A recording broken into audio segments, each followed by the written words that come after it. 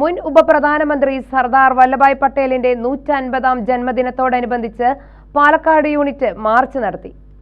കോട്ട മൈതാനത്ത് നടന്ന unity march V K. Sreekandan MP. ഉദ്ഘാടനം ചെയ്തു.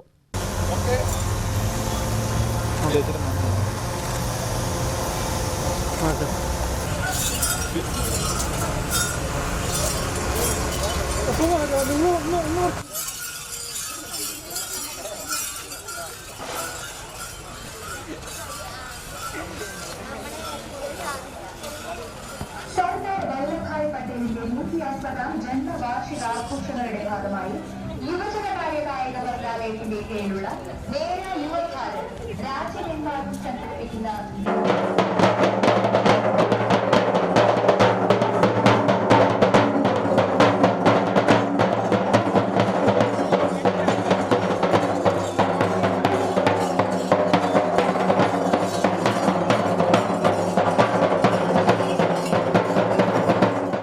ഏതെങ്കിലും ഒരു വിഭാഗത്തിൻ്റെ മാത്രമായി രാജ്യം മാറിയുള്ള അവസ്ഥ എന്താ?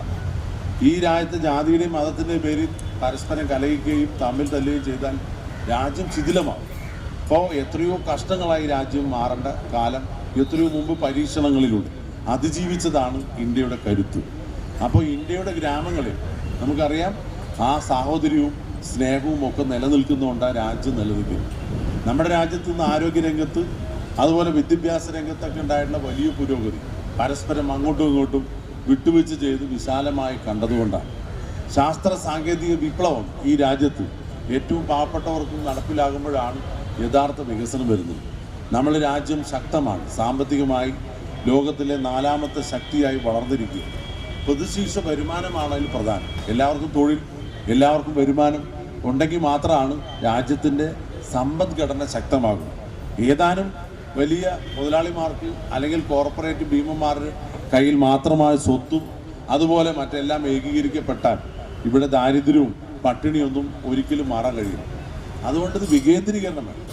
അധികാരം വികേന്ദ്രീകരിച്ചുകൊണ്ട് പ്രാദേശിക ഗവൺമെൻറ്റുകൾക്ക് നൽകി ജനാധിപത്യ സമ്പ്രദായം 18 വയസ്സുള്ളവർക്ക് വോട്ടവകാശമാക്കി 5 വർഷം കൂടുമ്പോൾ തിരഞ്ഞെടുപ്പുണ്ടാക്കി അങ്ങനെ ഭരണഘടനാ സ്ഥാപനങ്ങളുടെ ഒരു ശൃംഖല ഈ രാജ്യത്ത് സൃഷ്ടിച്ചതുകൊണ്ടാണ് നമ്മുടെ രാജ്യം കെട്ടുറപ്പോടുകൂടി മുന്നോട്ട് പോകുന്നത്. നഗരസഭാ ചെയർപേഴ്സൺ പ്രമീള ശശിധരൻ അധ്യക്ഷത വഹിച്ചു. മേരാ യു ഭാരത് സംസ്ഥാന ഡയറക്ടർ എം. അനിൽകുമാർ, NSS ജില്ലാ coordinator Muhammad Rafeeq, C. Binsy, NV Jithesh, doctor C. Asha, Chittur government college NSS programme officer Rubin തുടങ്ങിയവർ നേതൃത്വം നൽകി. UTV news, Palakkad.